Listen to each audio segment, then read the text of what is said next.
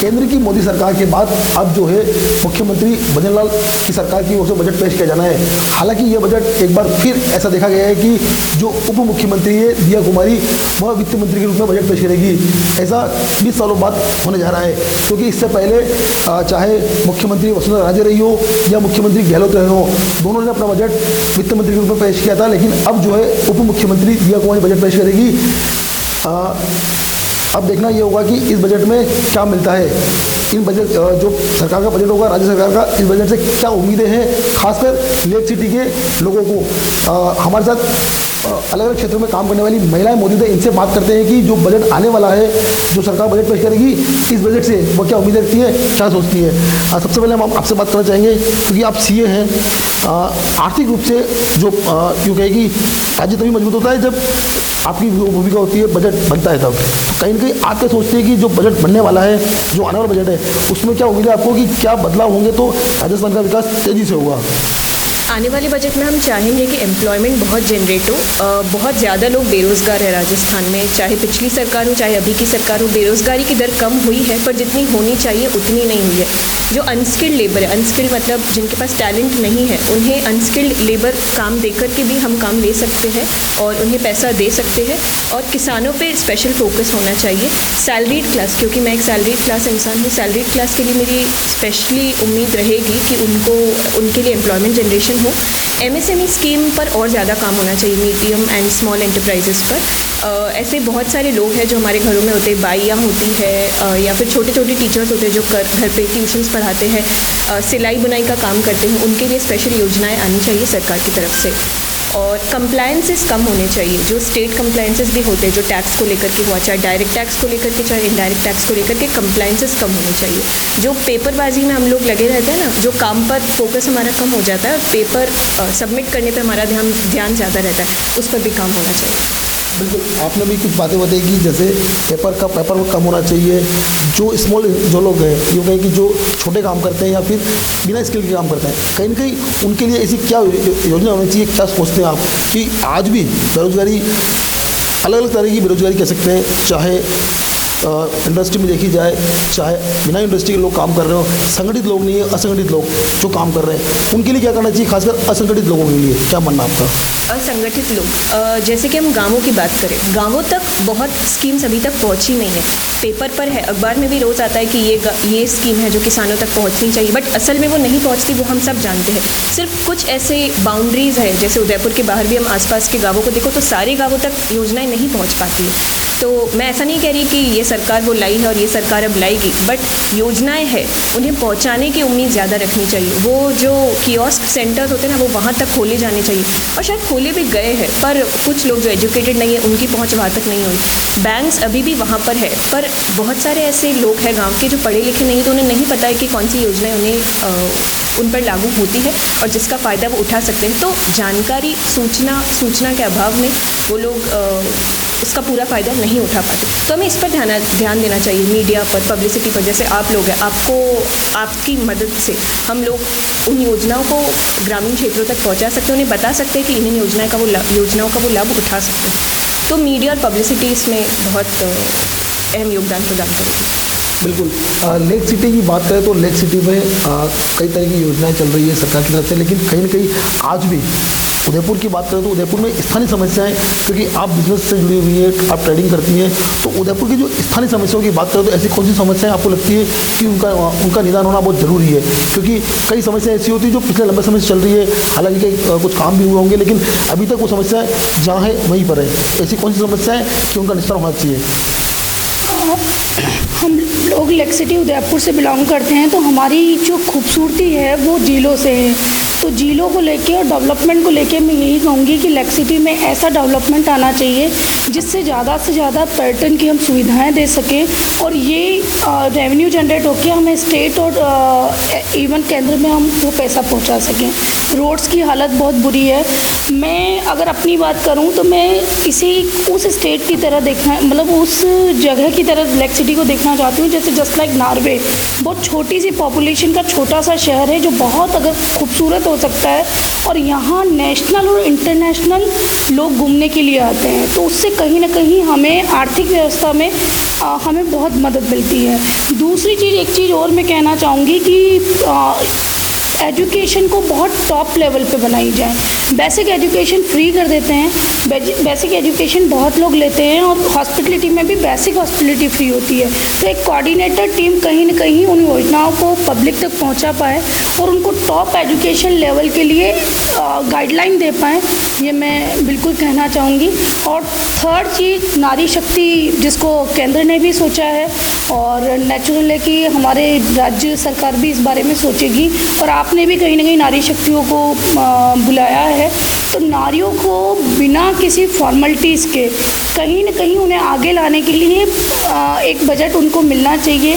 In banking sector और कुछ ऐसी योजनाएं आनी चाहिए कि इजीली वो उस पर वर्क कर पाए और उन्हें कम बजट में अच्छा काम मिल पाए, क्योंकि वो एक रीढ़ की हड्डी आज भी हमारे परिवार में बनी हुई है। हमारे साथ समाज सेविकाएँ, जो समाज सेविकाएँ वो भी हैं, उनसे भी बात करते हैं कि खासकर उदयपुर आदिवासी अंचल क्षेत्र है, पूरा ग्रामीण क्षेत्र है, कुछ शहर को छोड़ दें सिटी के, तो बाकी आज भी ऐसे कई क्षेत्र है आदिवासी इलाके जहाँ पर कहीं न कहीं जो है अभाव है। तो वहाँ पर आप खुद काम करती है, लेकिन कहीं ना कहीं सरकारी योजना चाहे भले पहुँच गई, लेकिन अभी तक लोग वहाँ पर शिक्षित नहीं हुए या फिर वहाँ तक कुल मिलाकर विकास नहीं हो पाया। विकास की बात करें तो आप क्या सोचते हैं कि किस तरह का बजट होना चाहिए कि वहाँ तक जो अंतिम छोर में जो बैठा हुआ व्यक्ति है उनका भी विकास हो सके? क्या मानना आपका? नमस्कार, मैं हूँ ऋतु वैष्णव और मैं रोटरी से भी जुड़ी हूँ और मेरा खुद का एनजीओ भी है।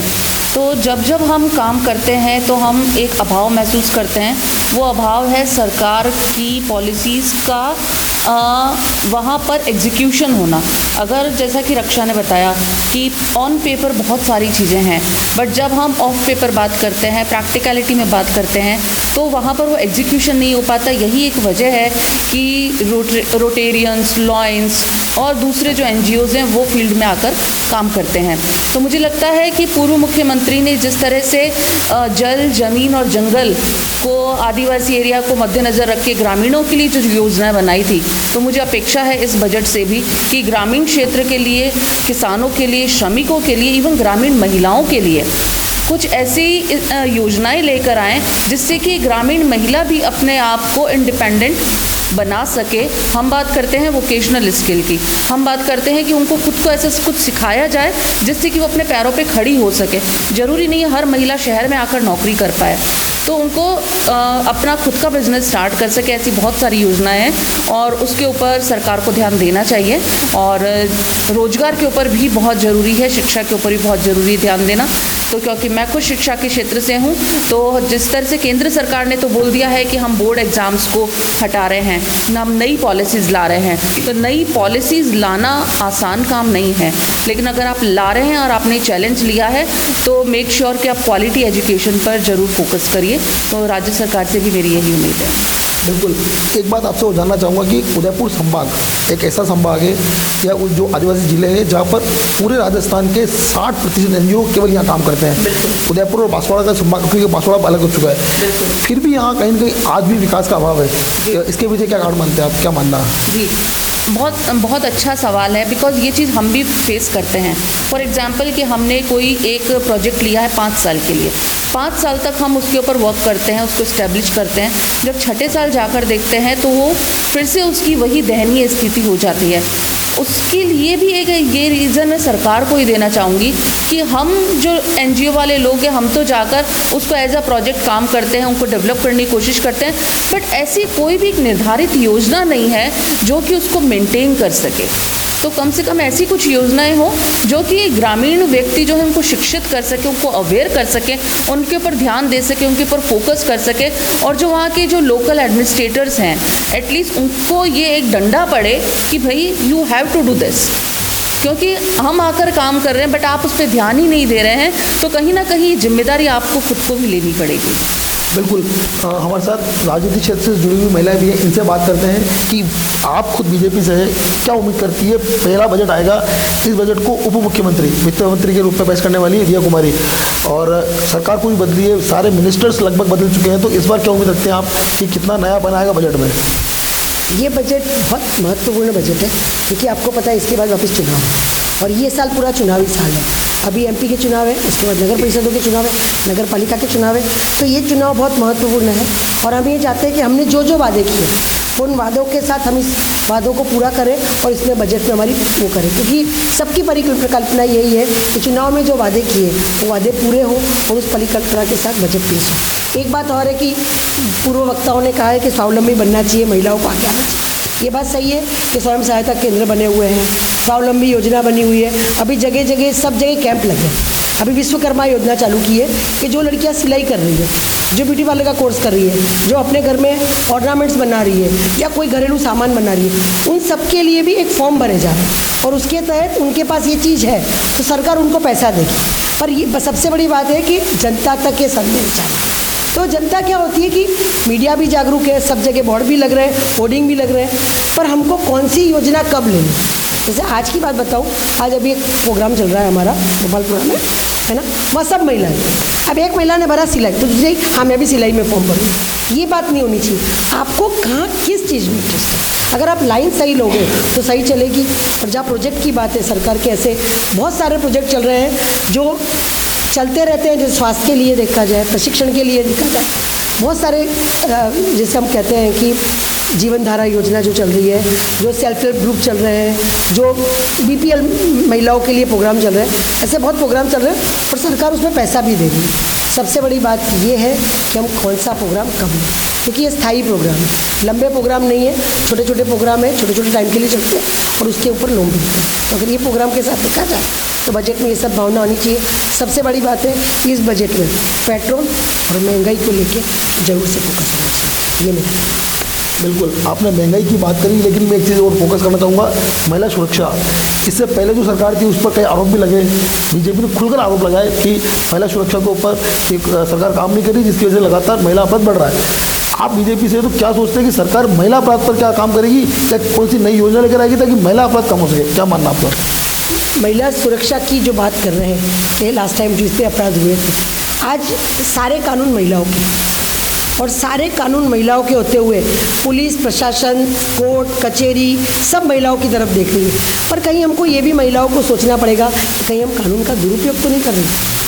सुरक्षा की दृष्टि से सेल्फ सुरक्षा के कितने प्रशिक्षण के केंद्र, पर महिलाओं को ये जानना चाहिए, उनको सोचना चाहिए।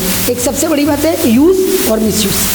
अगर महिला ये समझ ले कि मेरा यूज़ करूं या मिसयूज़ हो रहा है, अगर वो समझ जाती है तो शायद अपराध में कमी आएगी। और जो सुरक्षा की बात है, ये सरकार ज़रूर इसमें कदम उठा रही है। और आपको तो पता है कि अभी सरकार ने बहुत सारे ऑर्डर्स भी दिए हैं कि जो भी महिला अगर केस दर्ज करवाने आ रही है उसकी सबसे पहले सुनवाई हो। महिला डेस्क भी खुल रही है और महिलाओं के ऊपर काम। बिल्कुल, कहीं न कहीं जो है महिला सुरक्षा सबसे बड़ा मुद्दा रहा है पिछले कुछ सालों में।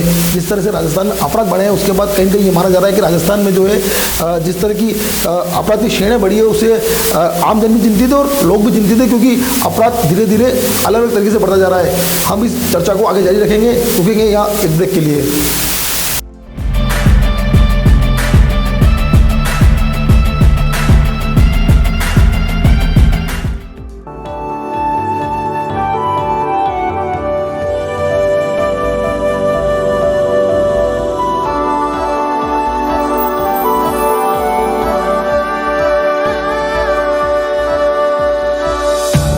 एक पुरानी रीत निकलकर झुमकों पे सज जाती है।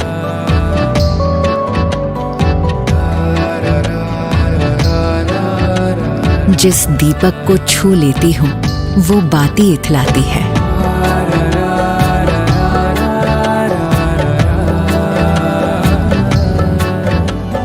एक घड़ी जो बीत गई थी, एक घड़ी जो आनी है, इन सुनहरे ताने बानों में दो घड़ियां मिल जाती हैं। एक पुरानी रीत निकलकर झुमकों पर सज जाती है। रोशनी चखने आ जाती है सारी रस्में मीठी सी। एक छोटी सी थाली में ही सदियां कई मिल जाती है। एक पुरानी रीत निकलकर झुमकों पर सज जाती है।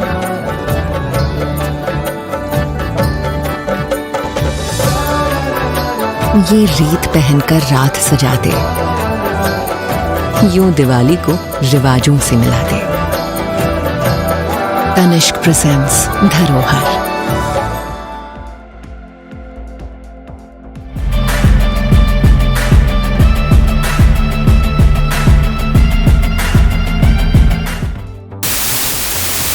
ब्रेक के बाद एक बार फिर आपका स्वागत है। हम इस चर्चा को जारी रखते हुए आगे बढ़ते हैं कि जो शिक्षा के क्षेत्र से जुड़े हुए जो महिलाएं हैं उनसे बात करते हैं, साथ ही जो कानूनविद हैं उनसे भी बात करते हैं कि आखिरकार राजस्थान में जो महिला सुरक्षा की बात हम अभी कर रहे थे, इससे पहले बात करेंगे जो कॉलेज लेक्चरर हैं उनसे बात करेंगे कि शिक्षा बहुत बड़ा मुद्दा होता है किसी भी क्षेत्र के विकास की बात करें तो, चाहे राज्य की बात करें चाहे केंद्र की बात करें, लेकिन चाहे आम की व्यक्ति की बात करें कि विकास जो है शिक्षा पर टिका हुआ है, यह माना जाता है। तो आपका क्या मानना है कि सरकार को किस तरह की शिक्षा प्रणाली, अभी हालांकि सेंट्रल गवर्नमेंट ने लागू की है लेकिन अभी तक वो पूरी तरह से प्रॉपर लागू नहीं हो पाई है, तो स्टेट गवर्नमेंट इसमें क्या अपना योगदान दे सकती है और क्या नयापन ला सकती है ताकि शिक्षा में बदलाव हो सके और लोग ये कहें कि सभी जो आदिवासी बच्चे हैं वो इसमें आगे आ सके और अपना विकास कर सकें? जी, माई सेल्फ डॉक्टर नीलम रानीजा।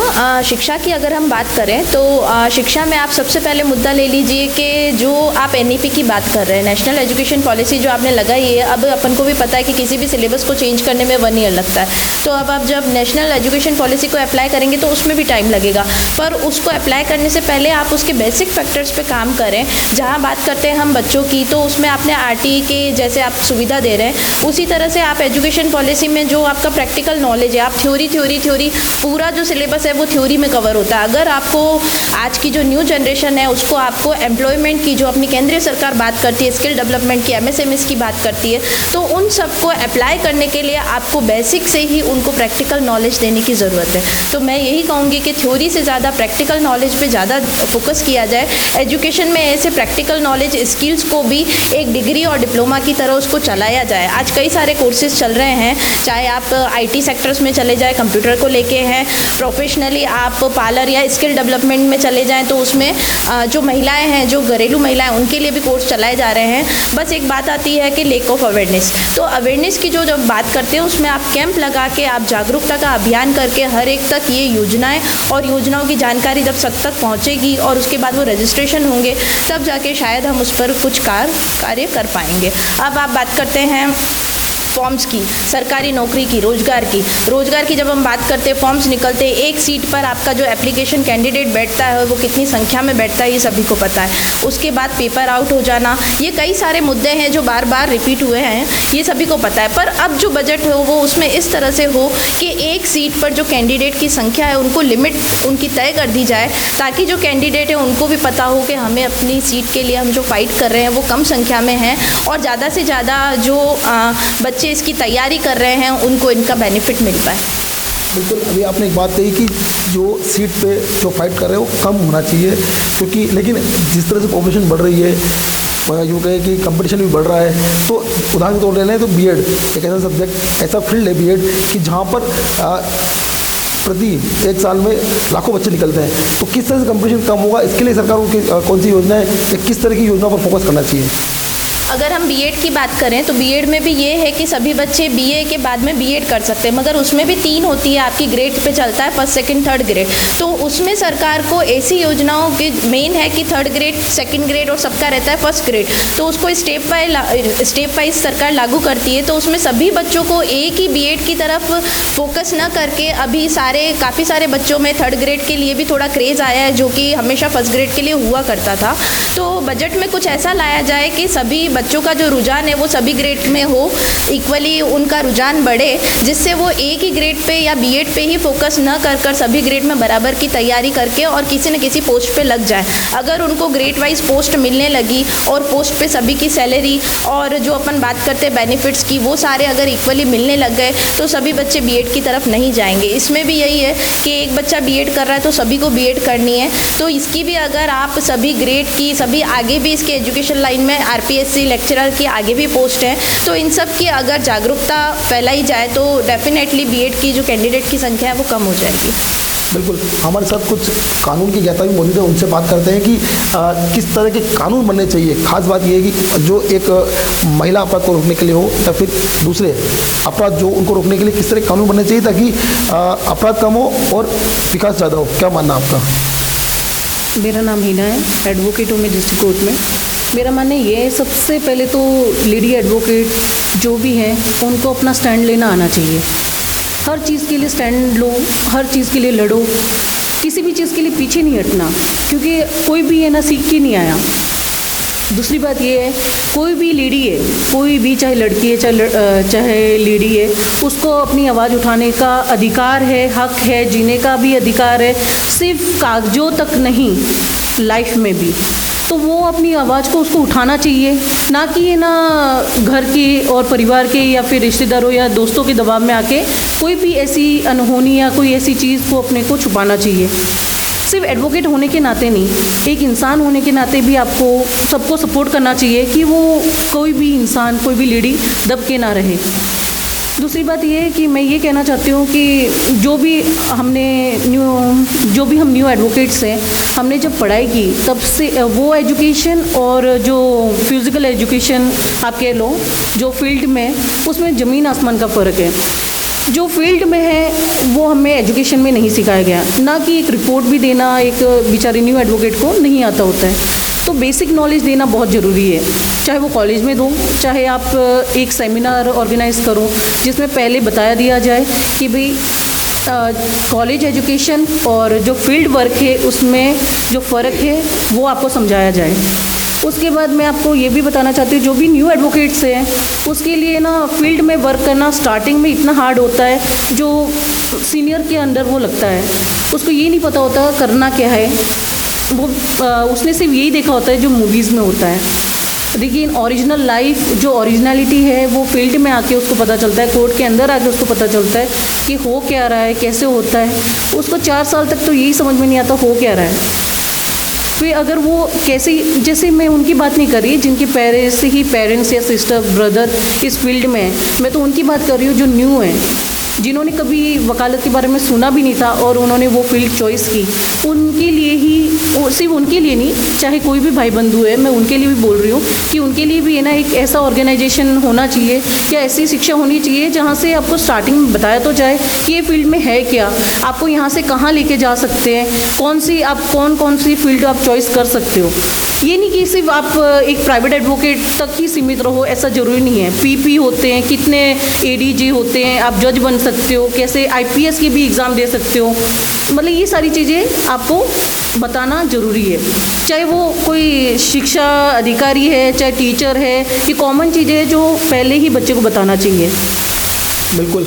अब हमारे साथ मैं आपसे चीज़ जानना चाहूँगा कि लेक सिटी की बात करें तो ऐसे कौन से यहाँ पर परेशानी है भाई, क्योंकि समस्या है यहाँ पर, ऐसी कौन सी समस्या है जिन समस्याओं पर फोकस करने की ज़रूरत है सरकार को।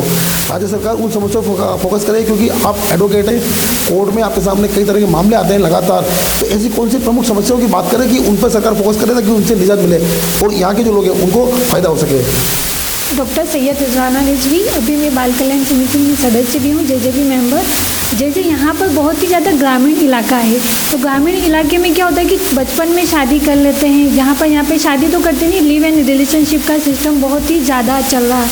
तो वो क्या करते हैं, उनकी आपस में बनती नहीं, इनकी पता होती कि जुर्माना इनको देना होता है अगर किसी ने शादी की, तो वो देते नहीं, तो 376 के मुद्दे उनको ज़्यादा हो जाते, तो पोस्को के मुद्दे बहुत ही ज़्यादा हो रहे। और इनको एक स्कीम इनके अंदर जागरूकता आ चुकी कि सरकार पैसा देती है।